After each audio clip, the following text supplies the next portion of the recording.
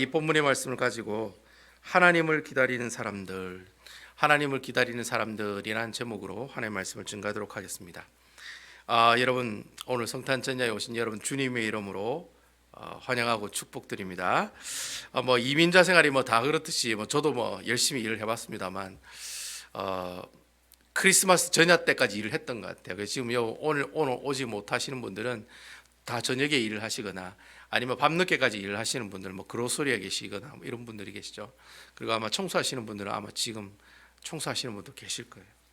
아무튼 여러분 제가 이민 생활을 해보니까 여러분들보다 비하면은 번데기에 주름 잡는 택 되겠지만은 사실 그 이민자 생활이 그 크리스마스의 분위기를 느낀다는 게 힘든 것 같아요. 예. 24일까지 일을 하시고 또 내일 일하시는 분도 계실 거예요. 25일 날에도 문을 여시고 일하시는 분들이 아마 계실 거예요. 네, 분명히 계실 겁니다. 저도 한 번 그런 적이 있었던 것 같은데요. 어쨌든 25일 날에도 여러분 이렇게 오후에나 이렇게 문을 여셔가지고 저녁 늦게까지 그래 일을 하시는 분들도 계시는데 어쨌든 왠지 들뜬 마음으로 이 시간 오셔야 되는데 무거운 마음을 가지고 오시는 분도 있을지도 모르겠습니다. 그래서 아무쪼록 여러분 그런 마음을 가지고 이곳에 오셨다 하더라도 여러분 오늘 이 말씀을 통해서 그런 어떤 영적인 따뜻한 영적인 울림들이 여러분들이 있었으면 좋겠어요. 그래서 오늘 말씀을 들으시고 그래 그렇지 이런 은혜로운 이런 어떤 영적인 감동 그리고 따뜻한 물결들 이런 것들이 일어났으면 좋겠다라는 생각이 듭니다. 특별히 이 자리에 함께하지 못하신 분들도 영상을 통해서라도 또 유튜브 영상을 통해서라도 나중에 그런 하나님의 그 따뜻한 울림이 있는 그런 시간들이 되었으면 좋겠다라는 생각을 해봅니다. 아무쪼록 여러분 그런 마음을 가지고 오늘 누가복음을 오늘 살펴보는데요. 제가 사실 참 이 누가복음에 대해서 할 말이 많습니다. 굉장히 많습니다. 할 말은 이 누가복음을 제가 참 좋아하는 복음서 중에 하나인데요.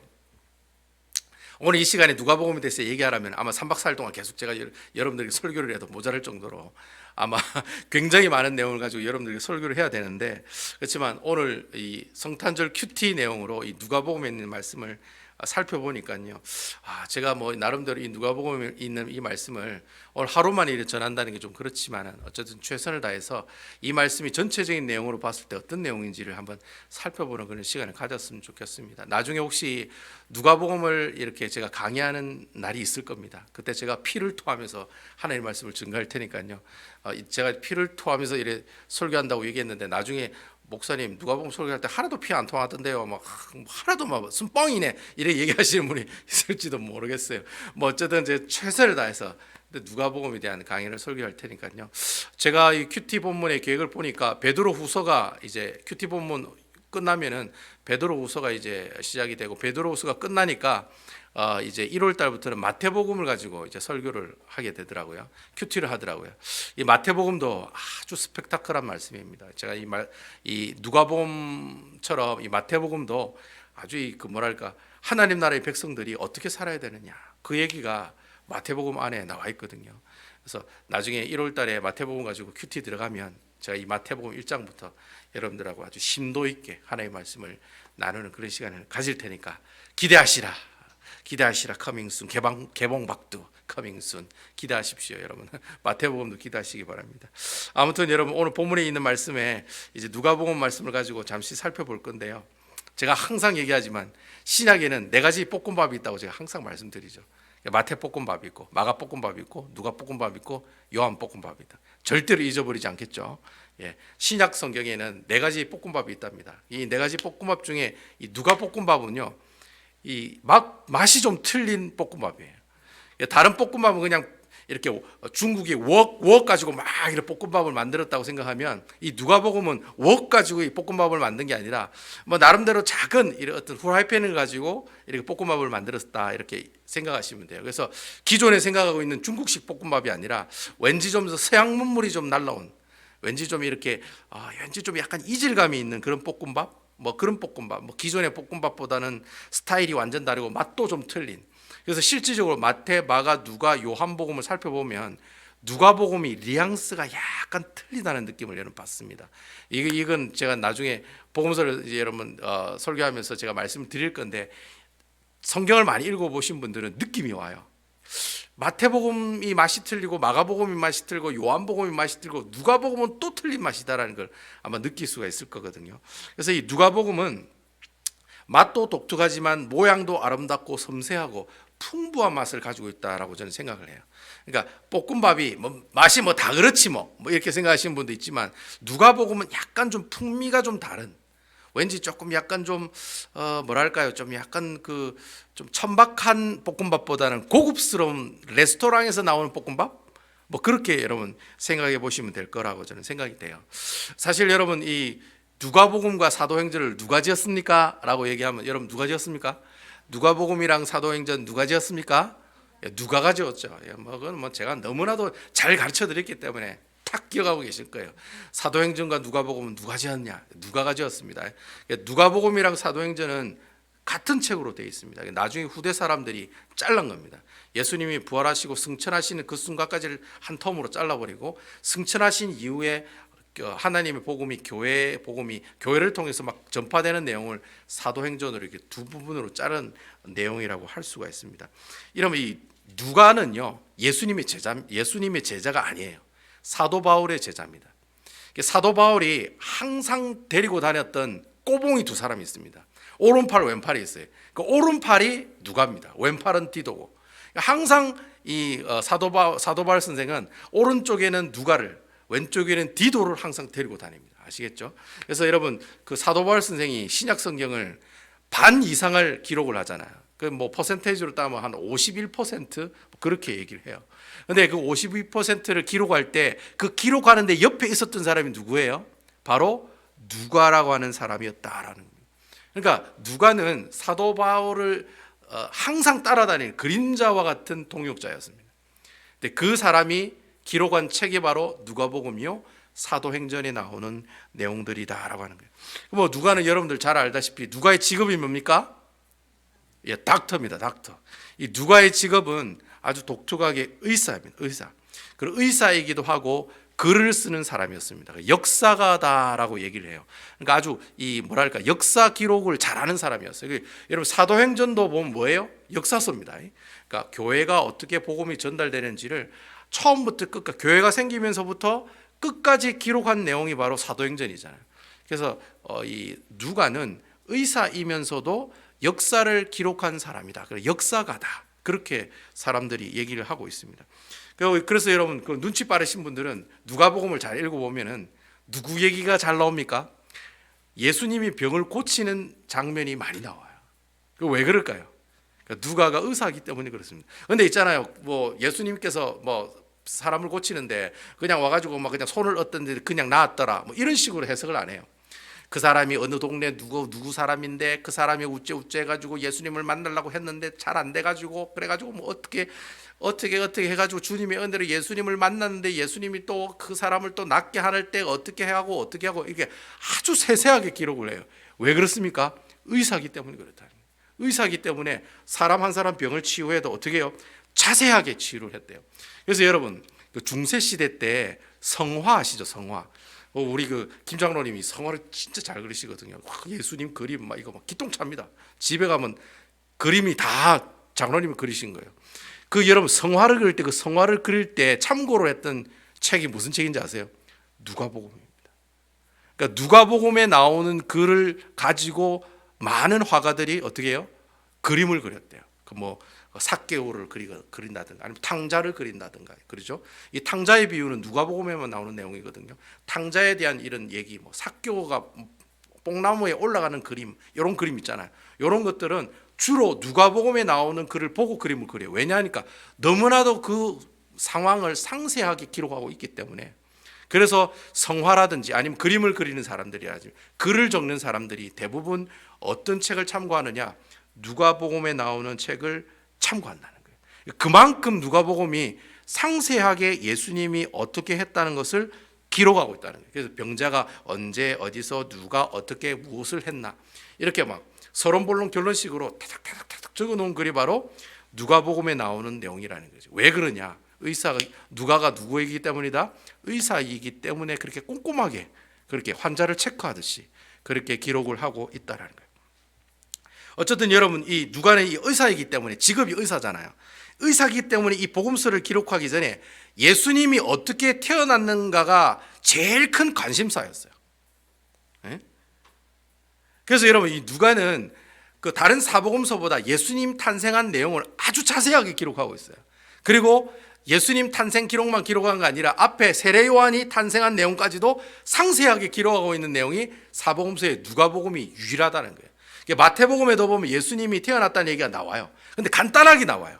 예수님은 뭐 누구에게 태어나더라. 그의 이름은 예수라 하라. 자기 백성을 저희 죄에서 구원할 자라 하니라 하고 끝나요. 근데 누가복음은 어떻게 해요? 예수님이 나오기 전에 세례 요한이 있었는데 그 사람이 어떻게 시기 해가지고 그 사이 엘리사벳이 마리아를 만나가지고 마리아가 또 어떻게 해가지고 막 그래가지고 이 뭐 또 뭐 계속해서 얘기가 그래 자세히 가다가 나중에 이제 예수님이 나오는 그렇게 예수님이 탄생되는 내용과 세례 요한이 탄생되는 내용을 상세하게 다루고 있는 내용이 바로 누가복음에 나오는 내용이다라고 하는 겁니다. 그래서 여러분 예수님이 탄생하기 전에 누가 먼저 태어납니까? 세례 요한이 먼저 탄생을 해요. 그래서 이 그 누가복음은 의사이기 때문에 참 아이러니하잖아요. 여러분 의사라고 하면은 보통 아기가 어떻게 태어난다는 걸 잘 알잖아요. 예? 요즘 뭐 젊은 애들한테도 물어봐도 뭐 다 알잖아요. 애가 뭐 여러분 남자와 여자가 손잡고 자면은 애가 생기잖아요. 맞죠? 하여튼간에 잘 알잖아요, 여러분. 뭐 삼척동자도 잘 아는 거잖아요. 어떻게 애가 태어난다는 거 잘 알잖아요. 누가가 의사인데 왜 그걸 모르겠습니까? 누가가 의사인데도 불구하고 예수님의 탄생과 세례 요한의 탄생을 중요하게 다루고 있다는 거예요. 그리고 여러분 중요한 것은 누가복음을 보는 사람들이 누구냐면은 예수를 안 믿는 이방인들이에요. 예수님을 안 믿는 헬라인들, 이방인들에게 보내는 읽으라고 쓴 글이 바로 누가복음이에요. 그리고 이 누가복음에 읽는 사람은 어떤 사람들이냐? 로마 신화, 그리스 신화를 알고 있는 사람이에요. 수많은 신과 신이 인간과 짝짝꿍이 돼가지고 애를 낳고 막 그런 게 나오잖아요. 막 비너스가 나오고 막 그런 얘기가 나오잖아요, 그죠? 그런 얘기들이 그리스와 로마 신화에 나오는 내용들인데 그런 내용을 잘 알고 있는 사람에게 지금 누구에 관한 얘기를 해요? 예수님께서 태어나신 내용과 세례 요한이 출생하는 그 내용들을 기록하고 있다는 거예요. 여러분 너무나도 일치점이 너무나도 많은 것 같지 않아요? 바로 그런 그리스 신화들을 잘 알고 있는 그 이방인들에게 예수님의 탄생에 관한 얘기를 말하는 것은 중요할까요? 안 중요할까요? 중요하다는 거예요. 그들은 자기들이 믿고 있는 신들이 어떻게 탄생되었는가를 다 알고 있는 사람들이에요. 근데 그 사람들은 예수님을 소개하고 있는데 이 예수님이 어떻게 탄생했는가를 어떻게 해요? 누가가 설명해야 될까요? 안 해야 될까요? 설명해 줘야 된다는 거예요. 설명해 줘야 예수를 안 믿는 그 이방인들이 예수님이 이렇게 태어났구나 라는 걸 알게 된다는 거예요. 그래서 그러한 내용들을 자세하게 세례 요한의 탄생과 예수님의 탄생을 우리에게 이렇게 얘기해 주고 있다라고 하는 거예요. 그러니까 여러분 사실 의사의 입장에서 보면은 예수님이 태어난 얘기랑 세례 요한이 태어난 얘기가 말이 되는 얘기입니까? 말이 안 되는 얘기입니까? 말이 안 되는 얘기라는 거예요. 여러분 세례 요한은 사가랴와 엘리사벳을 통해 태어났는데 사가랴와 엘리사벳이 할아버지와 할머니였어요? 아니면 젊은 남녀였어요? 할아버지와 할머니였다는 거예요. 할아버지 할머니가 누구를 낳아요? 아기를 가지고 아기를 낳았다는 거예요. 분명히 의사인 누가는 노년에 아이를 낳으면 위험하다는 사실 잘 알 거예요. 그리고 그 당시 제왕절개 수술이 있었는지는 모르겠지만 그것이 지극히 위험하다는 사실 잘 알고 있었을 거라고. 그리고 그런 일이 거의 없을 거라고 잘 알고 있었을 거라고. 의사이기 때문에. 그럼에도 불구하고 의사인 누가는 세례 요한이 그렇게 극적으로 태어났다는 사실을 기록하고 있다는 거예요. 그리고 여러분 동정녀 마리아에게서 남자를 알지 못하는 여자에게서 누가 나와요? 예수님이 태어났다는 거예요. 여러분 말이 되는 얘기입니까? 말이 안 되는 얘기예요? 말이 안 되는 얘기라는 거예요. 그 말이 안 되는 얘기를 지금 누가 하고 있어요? 의사인 누가가 얘기하고 있다는 거예요. 누구에게? 예수를 전혀 모르는 사람들에게 얘기하고 있다는 거예요. 그러면 이유가 있을까라고 해요. 왜? 누가복음 1장에 세례 요한의 출생에 관한 내용과 예수님이 태어난 얘기를 기록한 이유가 뭘까? 왜 그렇게 자세하게 기록을 했을까? 그 이유가 있을 거라고요. 그 이유를 오늘 이 말씀을 통해서 한번 살펴보자는 거예요. 그러면은 예수님께서 왜 이 땅에 오셨는지를 알게 된다는 거예요. 자, 여러분, 이 말씀을 이해하려면 어제 큐티 말씀을 여러분 대충 알고 계셔야 돼요. 여러분 어제 큐티 말씀이 어떤 말씀이었습니까? 여러분 어제 큐티 말씀이 1장 35절에 보면 그런 말씀이 있습니다. 천사가 대답하여 이르되 성령이 내게 임하시고 지극히 높으신 능력이 너를 덮으시리니 이름으로 나실 바 거룩한 이는 하나님의 아들이라 일컬어지리이다. 그렇게 얘기하고 있어요. 성령이 내게 임하시니 하나님의 능력이 너를 덮으시고 그러므로 너는 하나님의 아들을 낳을 것이다. 바로 여러분 이 얘기를 누가 얘기했냐면 가브리엘이 마리아에게 하는 얘기가 지금 오늘 본문에 나오고 있다라고 하는 거예요. 어제 내용은 그런 내용입니다. 여러분 세례 요한이 부모인 사가랴와 엘리사벳이 세례 요한을 가진 지 6개월이 지났어요. 6개월이 지나고 난 다음에 가브리엘 천사가 마리아를 찾아갑니다. 마리아를 찾아가서 한 내용이 금방 35절에 나오는 말씀이에요. 야, 너 성령이 너에게 임하여서 네가 잉태를 할 것인데 그 아이가 누구다? 하나님의 아들이야 라고 얘기하는 내용이 어제 있는 말씀이에요. 그러니까 그 얘기를 하니까 마리아가 어떤 반응을 보입니까?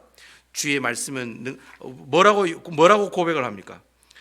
37절에 보니까 대저 하나님의 모든 말씀은 능하지 못하심이 없습니다.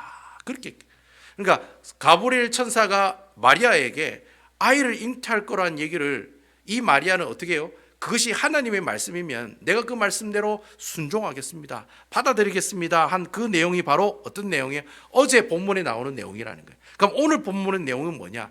그렇게 가브리엘 천사가 이 마리아가 서로 만나고 난 다음에 이 마리아가 헐레벌떡 나사렛에 사는데 나사렛은 저 북쪽에 있거든요. 갈릴리 바다 옆에 있거든요. 근데 거기서부터 남쪽 유다 땅 산골에 그러니까 사가랴와 엘리사벳이 사는 동네 여자가 걸어오려면 그것도 임신했으니까 한 3박 4일 이상은 걸릴 거예요. 그 3박 4일을 걸쳐가지고 어떻게 해요? 지금 사가랴와 엘리사벳이 사는 유대한 산골로 이 마리아가 찾아왔다는 거예요. 이 부부에게. 왜 찾아왔느냐? 자기가 만난 그 가브리엘 천사에 관한 이야기가 너무 궁금한 거예요. 진짜 정말 내가 하나님께 받아들인다고 순종한다고 그렇게 말씀을 드렸지만은 그래도 이것이 정말 하나님께서 기뻐하시는 일인가 아닌가를 잘 모르는 거예요. 그런데 가브리엘 천사가 마리아가 처음에 네가 잉태할 거라고 얘기하니까 마리아가 그걸 믿었습니까? 안 믿었습니까? 안 믿었다는 거예요. 그 안 믿을 때 가브리엘 천사가 뭐라고 얘기했냐면 야, 그 사가랴가 엘리사벳이라는 사람이 있는데 그 사람도 지금 성령님께서 잉태케 하셔서 지금 복중에 아이를 가지고 있다라고 얘기를 했거든요. 그러니까 이 마리아가 그 사람을 찾아가고 싶었던 거예요. 왜냐하면 그분도 동일하게 성령님께서 잉태하셨기 때문에 6개월 먼저 아기를 잉태하셨으니까 분명히 마리아에게 할 얘기가 있을 거라는 거예요. 그 얘기가 듣고 싶은 거예요. 그래서 마리아가 헐레벌떡 나사렛이라는 동네에서부터 유대 산골까지 3박 4일을 걸쳐가지고 어떻게 해요? 걸어가지고 사가랴와 엘리사벳을 찾아왔다는 거예요. 그 찾아와가지고 나오는 내용이 바로 오늘 우리가 읽은 본문의 말씀이라는 거예요. 그래서 여러분 이 마리아가 엘리사벳을 만나요.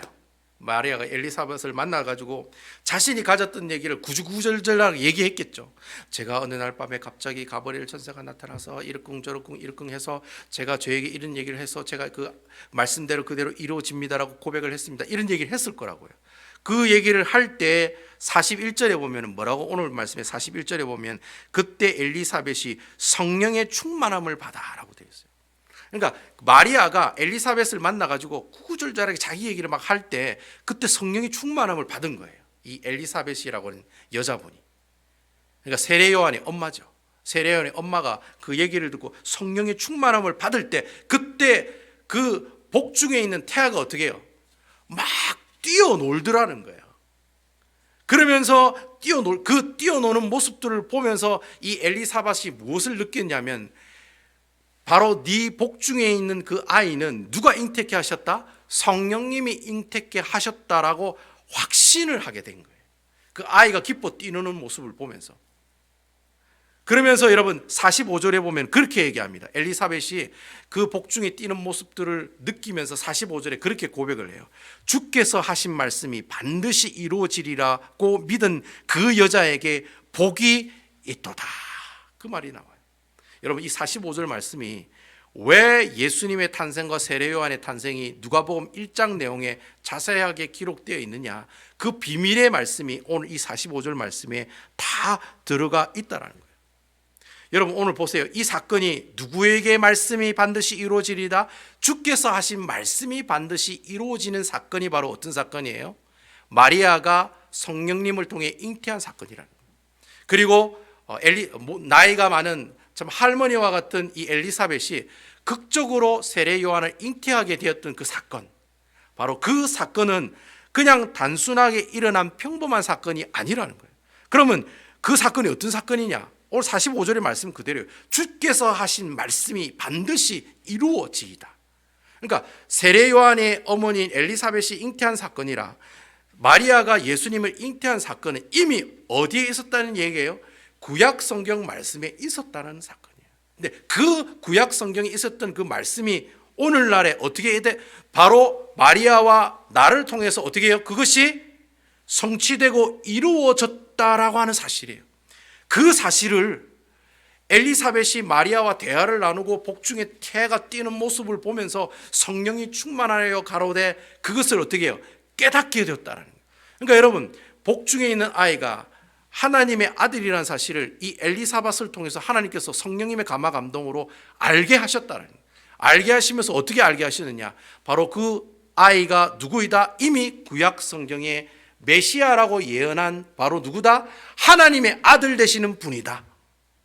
이 사실, 그 순간 그 얘기를 나누고 복중에 태아가 뛰는 그 순간에 성령님께서 임하셔서 엘리사벳에게 그런 깨달음을 허락해 주셨다는 거예요. 자, 여러분 성경을 한번 가지고 직접 한번 살펴봐요. 여러분 이 사실 이 세례 요한이 탄생한다는 이 얘기는요, 말라기 4장 5절에서 6절에 보면 이미 예언된 사건이에요. 말라기 4장 5절에서 6절에 보면은 하나님께서 말라기 선지자를 통해서 그렇게 얘기를 해요. 보라, 여호와의 크고 두려운 날이 이르기 전에 내가 선지자 엘리야를 너희에게 보내리니 그가 아버지의 마음을 자녀에게로 돌이키게 하고 자녀들의 마음을 그들의 아버지로 돌이키게 하리라. 돌이키지 아니하면 두렵건대 내가 와서 저주로 그 땅을 칠까 하노라 하시니라. 내가 선지자 엘리야를 보낸다. 이 엘리야가 누구냐면 바로 세례 요한이에요. 요한복음 17장에 보면은 예수님께서 이 엘리야는 분명히 세례 요한이라고 얘기하고 있어요. 성경이 성경을 해석하고 있어요. 여기 본문에 말하는 이 엘리야는 누굴 말해요? 세례 요한을 얘기하고 있다는. 그 세례 요한을 보내는데 하나님 아버지의 마음을 자녀에게로 돌이키게 하기 위해서 보낸다고 되어 있어요. 근데 여러분, 이 말씀이 똑같이 고백되는 말씀이 누가복음 1장 19절에 보면 나와요.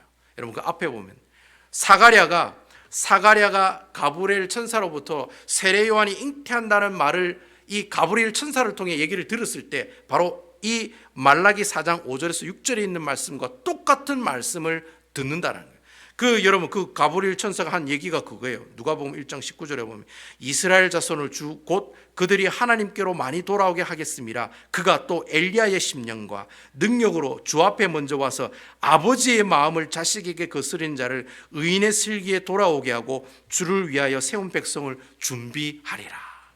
예. 가브리엘 천사가 사가랴를 만나서 한 얘기가 이거예요. 엘리야 심령과 능력으로 주 앞에 먼저 와서 아버지의 마음을 가지고 하나님의 백성으로 돌아오라고 얘기하는 사람이 있을 건데 그게 바로 네가 앞으로 잉태할 복중에 있는 아이의 모습들이라고 하는 거예요. 바로 그 복중에 있는 아이가 누구예요? 바로 세례 요한이다라고 하는 거예요. 결국 여러분 이 세례 요한이 탄생된 이 이야기는요, 단순히 그냥 초자연적인 능력으로 세례 요한이 엘리사벳이 세례 요한을 잉태한 사건이 아니라는 거예요. 엘리사벳이 세례 요한을 잉태한 사건을 우리가 어떻게 봐야 되느냐면 구약 성경에 나오는 말씀처럼 하나님의 언약이, 하나님의 약속의 말씀이 바로 이 사가랴와 엘리사벳의 부부를 통해서 어떻게 해요? 성취되는 모습을 우리에게 보여주고 있다라는 거예요. 바로 그 사건을 이 엘리사벳이 마리아와 대화를 나누고 있는 가운데서 어떻게 해요? 성령님께서 이 놀라운 역사적인 사건의 내용을 깨닫게 해 주셨다라는 거예요.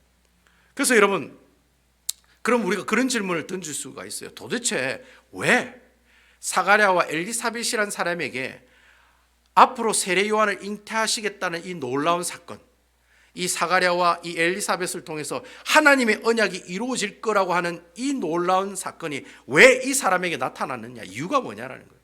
여러분 그 이유가 누가복음 1장 5절과 6절에 보면 나와 있어요. 여러분 누가복음 1장과 5절에 있는 말씀입니다. 유대왕 헤롯 때 아비야 반열에 제사장 한 사람이 있으니 이름은 사가랴요 그의 아내는 아론의 자손이니 이름은 엘리사벳이라. 이 두 사람이 하나님 앞에 의인이니 주의 모든 계명과 규례대로 흠이 없이 행하더라.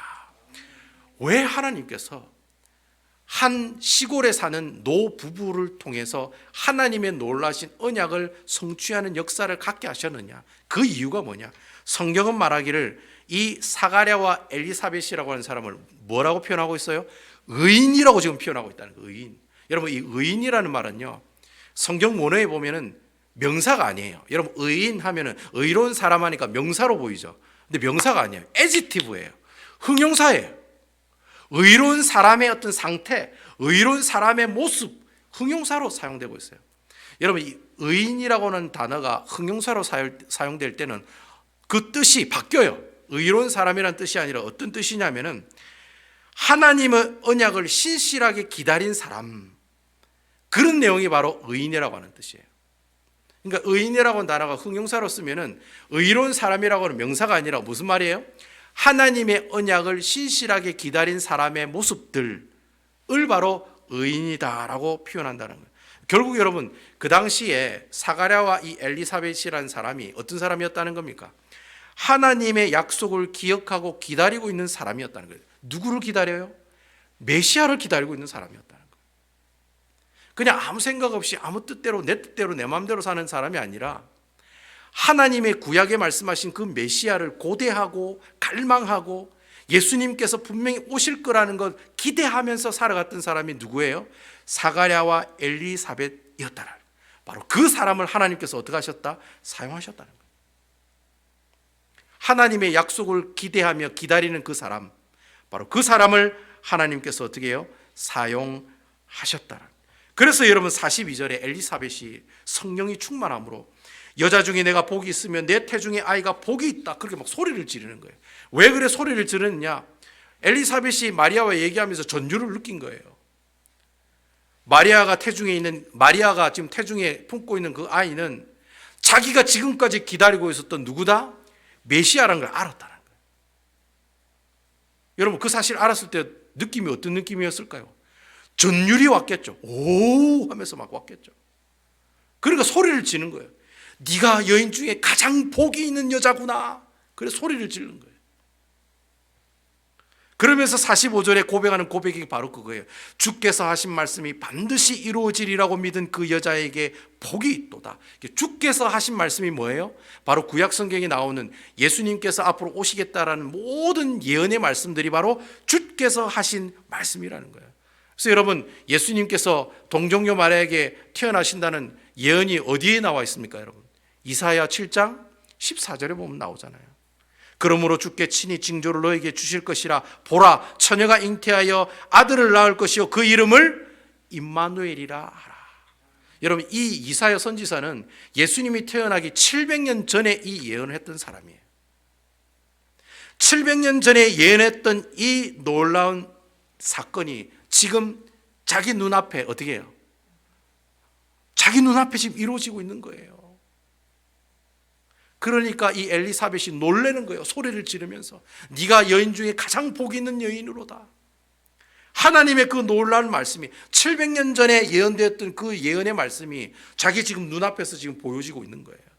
그 여인이 성령으로 잉태하여 성령으로 말미암아 잉태하여 누구를 품어요? 하나님의 아들을 잉태하는 그 놀라운 사실들을 깨닫게 되고 알게 되었다라는 거예요. 그래서 이 엘리사벳이 그렇게 소리를 지르면서 하나님께 감사와 영광을 돌렸다는 거예요. 마리아도 마찬가지예요. 그럼 마리아도 그러면 가만히 있었느냐? 그게 아니잖아요. 마리아도 바로 이 엘리사벳을 만남으로 인해서 자기도 깨달은 거예요. 내 복중에 있는 이 아이는 누구다? 700년 전에 예언하신 그 메시아, 그 하나님 아들을 내가 복중에 품고 있구나라는 사실 마리아가 깨닫게 됐다는 거예요. 그래서 마리아가 하나님께 뭘 해요? 찬양을 드리잖아요. 여러분 그 찬양이 바로 46절부터 56절 저희들이 읽었던 내용이 있죠. 마리아의 찬양이 바로 그런 내용으로 나오는 찬양의 모습들이라는 거예요. 하나님께서 이 인류를 구원하시기 위해서 미천하고 미천한 나의 몸을 통해서 누가 태어나요? 메시아가 태어나니까 얼마나 감사하겠어요. 그런 구원의 도구로 사용된 그 모습에 대해서 쓰임받는, 하나님의 쓰임받는 요종이 되었으니까 얼마나 감사가 나오겠어요. 그래서 마리아가 그 쓰임받는 종에 대한 감사의 표현으로 찬양을 드리는 내용이 바로 오늘 본문에 나오는 마리아의 찬양에 관한 내용들이다라고 하는 거예요. 결국 여러분, 누가가 의사임에도 불구하고 누가복음 1장에 세례 요한이 태어나는 내용과 그리고 예수님께서 동정녀 마리아를 통해서 태어난다라는 기사, 이 놀라운 사건을 기록한 이유가 뭐냐? 무엇입니까, 여러분? 예수님께서 초자연적인 능력으로 이 땅에 오셨다는 것을 얘기하기 위해서 기록한 것이 아니라는 거예요. 무엇을 기록하는 거예요? 예수님께서 이 땅에 오신 것은 이미 오래전에 구약 성경에 있는 말씀을 통해 예언된 말씀이 어떻게 해요? 그대로 실현되어서 오신 분이야. 그분이 바로 우리 주님이야 라는 사실을 예수를 믿지 않은 이방인들에게 얘기하기 위해서 기록한 내용이 바로 세례 요한이 어떻게 태어났으며 어떻게 출생되었고 그리고 예수님이 어떻게 잉태되고 어떻게 태어났다는 그 얘기를 어떻게 해요? 오늘 이 사건을 통해서 우리에게 보여주고 있다라는, 그거 얘기하고 싶었던 거예요. 내가 믿는 하나님, 내가 믿는 예수님은 말이야, 이미 오래전부터 예언 가운데 있었던 분이야. 그분이 지금 바로 말씀 그대로 이 땅에 태어나신 분이 바로 누구이시다? 우리가 믿고 있는 예수 그리스도라고 하는 거예요. 그 예수 그리스도 너도 한번 믿어 봐봐봐 라고 하면서 얘기하고 있는 내용이 누가복음 1장에 나오는 내용이라는 거예요. 그래서 누가가 예수님의 탄생과 세례 요한의 탄생을 중요하게 여기면서 기록하고 있다라는 거예요. 그들에게는 말도 안 되는 내용이겠지만, 하지만 그 말도 안 되는 내용을 어떻게 해요? 이미 하나님께서 오래전에 구원 계획을 하시고 그 구원의 계획을 가지고 하나하나 이루어 가시려고 이 사건을 터뜨리셨다고. 그렇게 오히려 어떻게 해요? 하나님의 놀라우신 그 능력들을 얘기하면서 기록하고 있는 것이 바로 동정녀 마리아를 통해 예수님이 탄생하는 내용을 기록하고 있다라고 하는 것입니다. 이런 짚은 뜻을 가지고 있어요, 여러분. 누가복음 1장 내용이. 그러면 여러분, 이 누가복음 1장에 있는 내용을 통해서 하나님께서 우리에게 주신 영적인 교훈이 뭐냐? 그걸 알아야 되잖아요. 오늘 이 말씀을 통해서 이 세례 요한의 출생과 예수님의 출생, 이 구구절절한 이 놀라운 역사적인 사건을 통해 우리에게 주시는 하나님의 영적인 교훈이 뭐냐? 그건 그거예요. 정말 여러분, 엘리사벳과 마리아는 어려운 상황 가운데서도 무엇을 끝까지 의지했습니까? 하나님의 약속을 끝까지 의지했다는 거예요. 엘리사벳도 애를 가져가 애를 낳는다는 것도 문제고, 남자를 알지 못하는 동정녀 마리아가 애를 낳는 것도 문제라는 거예요. 그 당시 사회와 문화를 봤을 때는. 그런데 그 위험한 상황 가운데 있을 때, 스스로에게 위기의 순간에 있을 때 어떻게 해요? 그는 누구를 의지해요? 하나님의 약속을 끝까지 기억하고 그 약속이 끝까지 이루어질 것을 뭐하는 사람이었어요? 기다리는 사람들이었다는 거예요. 기다리는 사람들, 하나님의 약속을 기다리는 사람들, 바로 마리아고 바로 엘리사벳과 같은 여인이었다라고 하는 거예요. 결국 여러분, 이 말씀이 주는 영적인 교훈은 우리에게도 똑같이 적용이 되는 거예요. 여러분, 우리가 살아가다 보면, 신앙생활을 하다 보면 참 기가 막힌 그런 사건들을 많이 경험합니다. 여러분, 이 코로나 19도 여러분 기가 막힌 사건 아닙니까? 완전 기똥찬 그런 사건들 아닙니까, 여러분? 말도 안 되는 사건이잖아요.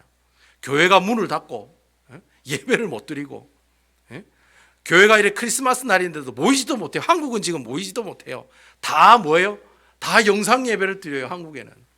우리는 그나마 이렇게 대면 예배를 드릴 수 있습니다만 어쩌든지 간에 성탄절에 모여가지고 예배를 드리지 못하는 상황이 지금 상황이잖아요. 기막힌 상황이잖아요. 여러분, 이 기막힌 상황이 있을 때 우리가 해야 될 모습들이 어떤 모습들이냐? 엘리사벳과 어디요? 동정녀 마리아가 가지고 있던 그 모습들을 기억하셔야 된다는 거예요. 누구를 붙들어야 돼요? 하나님의 말씀, 하나님의 약속을 붙들며 사는 인생이 되어야 된다는 거예요.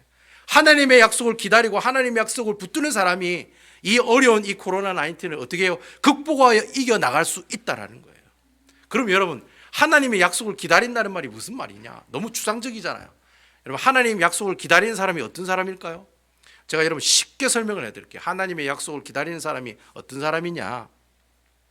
여러분, 우리가 아이를 가지면은 몇 달 만에 아이를 낳습니까?